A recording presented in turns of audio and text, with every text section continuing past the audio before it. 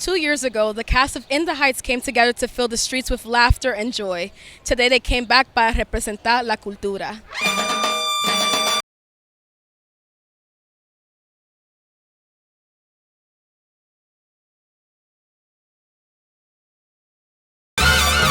Yeah, I think, again, Afro-Latina is so important to preserve. It was so important that everyone feels seen by this movie. It is so rare that we get on the screen.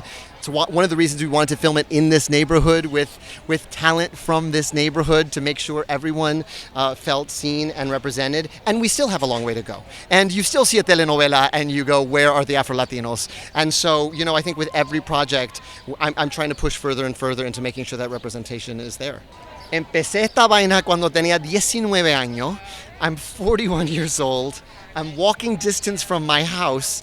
I married someone who also lives in this neighborhood, and we actually got to make the movie in the neighborhood about our people, and we get to premiere it here too. So it's so many dreams stacked on top of each other that I'm very, very happy. I feel so excited to be here with our cast and everyone to celebrate the community, to celebrate our party that we had here, 2 years ago when we shot this movie.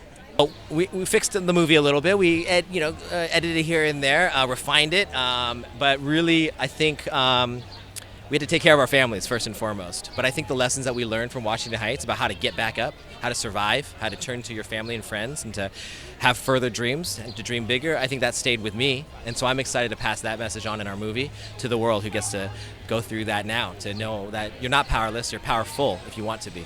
I feel proud. I feel empowered. I feel like I want people to understand that it was very scary for me to really follow my dream.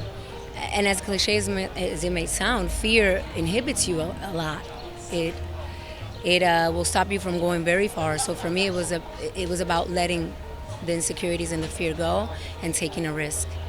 And that's what we need to do. We need to unite. We need to be more together. We need to support one another. We need to, when there's projects out there, we need to come out and support.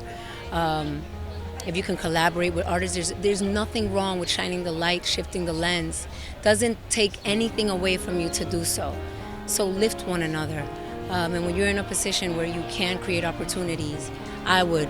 Culture means how we make our food, how we take what we have and make the best of it, how we recycle pain and turn it into joy, how we have a tenacity for living that other cultures may or may not have, but I think what makes Latinidad especially, and Black Latinidad, and a recognition that, our ancestors are the shoulders upon which we stand, is the knowledge that joy and celebration can often be an act of resistance, because there's always going to be adversity and there's always, challenges, and it does not stop us from being our full joyous human selves. This movie means the culmination of so many things that I've worked for. One of my biggest dreams come true. I've been a fan of the show since it was on Broadway. I wanted to play Vanessa since I was 18, and to get to be here is I think I manifested it in a way. I think I was meant to be here. But I'm also excited about the representation in the movie. I'm excited for our people to see it and feel proud, feel seen and important, and like our stories matter.